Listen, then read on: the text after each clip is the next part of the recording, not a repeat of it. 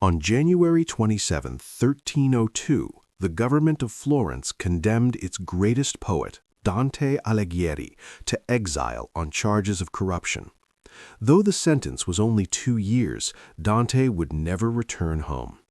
Instead, banished from his beloved city, he created one of the greatest works in human history, the Divine Comedy. Born around May 12, 25 in Florence, Dante grew up in a city at the crossroads of wealth, power, and political chaos. Florence was one of medieval Europe's richest cities, dominated by bankers, merchants, and bitter factional struggles between the pro-papal Guelphs and the pro-imperial Ghibellines. Dante's family supported the Guelphs, but they were not among the ruling elite. From a young age, Dante showed extraordinary talent. He studied rhetoric, philosophy, and classical literature, drawing inspiration from ancient Roman poets like Virgil and Ovid. His early poetry followed the dolce stile novo, the sweet new style, celebrating love as a spiritual force rather than mere desire. At the center of Dante's inner world was Beatrice Portinari. Though they barely knew each other in real life, Dante transformed Beatrice into a symbol of divine love and moral perfection. Her death in 1290 devastated him and redirected his literary destiny. From grief emerged Vita Novo, the work that established Dante as Florence's most promising poet. Yet Dante was not only a writer, he was also a soldier and a politician. He fought for Florence at the Battle of Campoldino in 1289 and later entered public office.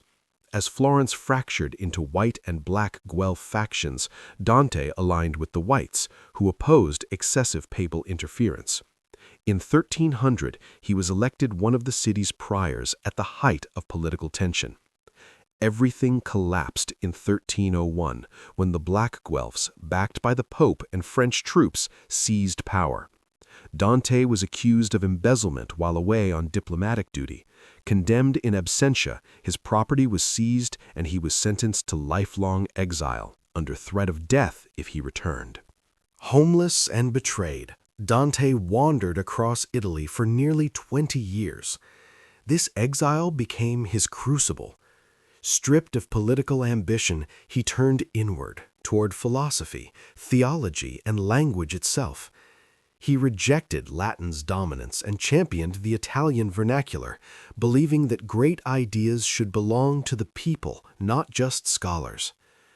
Out of exile emerged the Divine Comedy, an epic journey through hell, purgatory, and paradise. Guided first by Virgil, then by Beatrice, Dante placed popes, kings, friends, and enemies into his moral universe. Hell reflected political corruption and betrayal. Purgatory revealed repentance and hope. Paradise imagined divine order beyond human chaos. The poem was deeply personal yet universal. Dante's suffering shaped its vision, but its themes transcended his time: justice, power, faith, and the soul's journey toward truth. In doing so, Dante bridged the Middle Ages and the Renaissance, combining medieval theology with classical humanism. Dante died in Ravenna in 1321, never seeing Florence again. His city later begged for his remains, but Ravenna refused. Florence built him an empty tomb, a symbol of regret. Today, Dante Alighieri is remembered not just as a poet, but as the man who gave Italy its language and mapped the human soul's passage from darkness to light.